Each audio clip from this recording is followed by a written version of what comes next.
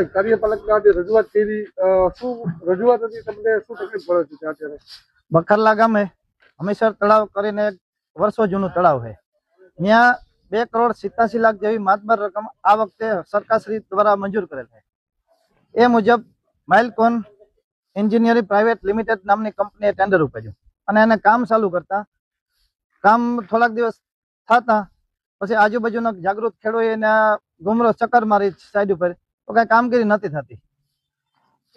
એનું કામ એ હતું કે બાજુમાં હમીસર તળાવની બાજુમાં એક બીજી કંપની પાસે કેનાલ કરાવી છે. એ કેનાલનો માલ પાર ઉપર નાખ્યો છે.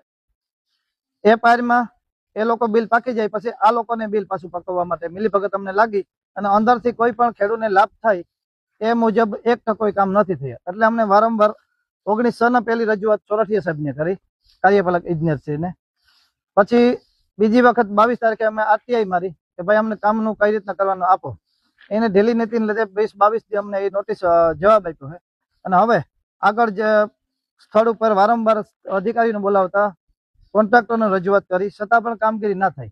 એટલે મજબૂરન અમારે અરજી કરવી પડી છે સુપ્રિન્ટેન્ડન્ટ એન્જિનિયરિંગ શાહ અંકુશ વિભાગ રાજકોટ, ચીફ એન્જિનિયર સિંચાઈ વિભાગ સૌરાષ્ટ્ર ઝોન ગાંધીનગર, સચિવ શ્રી નર્મદા જળ સંપત્તિ વિભાગ ગાંધીનગર, કાર્યપાલક ઇજનેર શ્રી શાહ અંકુશ પોરબંદર અને એસ રાઠોડ સાહેબ સીએમ ઓફિસમાં. અને નોટિસ પણ આપી છે. સાહેબે એવું કીધું કે નોટિસ આપી છે. અમે નોટિસને માગી કે ભાઈ નોટિસનો કોપી અમને આપો, તો એ આનાકાની કરે કે અમે ના આપી શકીએ કે ના આપીએ, કારણ કે એને નોટિસ મારી જ નથી. અમને આમાં અધિકારીઓને બધા કોન્ટ્રાક્ટર મિલીભગત લાગે છે અને કામગીરી થતી નથી સ્થળ ઉપર. એટલે અમારી માગણી હતી કે ભાઈ તળાવ છે, ખેડૂતના હિત માટે સરકારે એટલે માતબર રકમ મંજૂર કરી તો ખેડૂતને 1% ફાયદો થાય એવું કામગીરી થવું જોઈએ.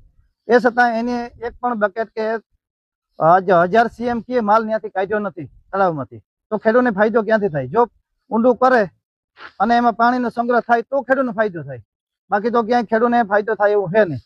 એટલે આમાં કોન્ટ્રાક્ટરો અને અધિકારીઓને મિલીભગતને લીધે કામ નથી થતું. અને 31 આજે ચોથા મહિનાની 30 તારીખે કામ મંજૂર થયું.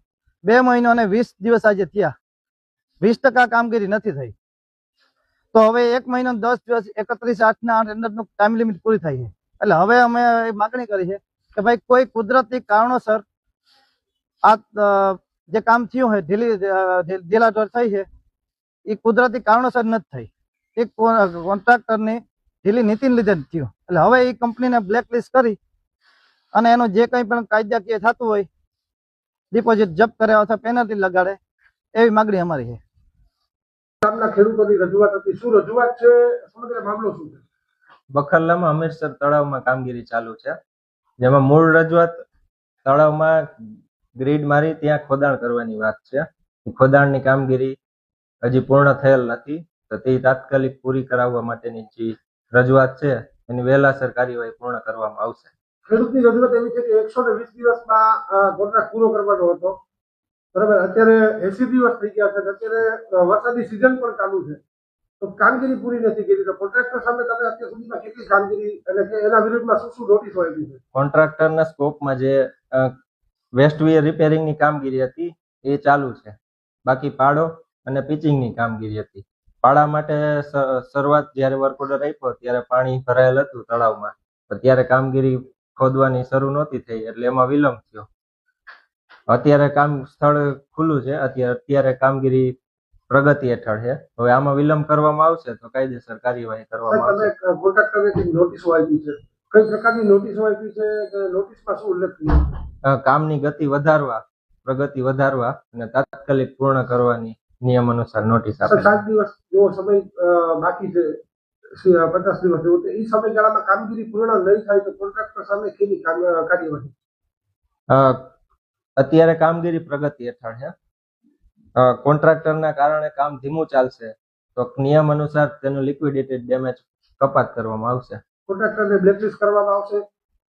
જો કામગીરી પૂર્ણ કરવામાં જ ન આવે અને નોટિસ આપ્યા છતાં કામગીરી ન કરે તો પછી તે બાબતે આગળની કાર્યવાહી કરશું.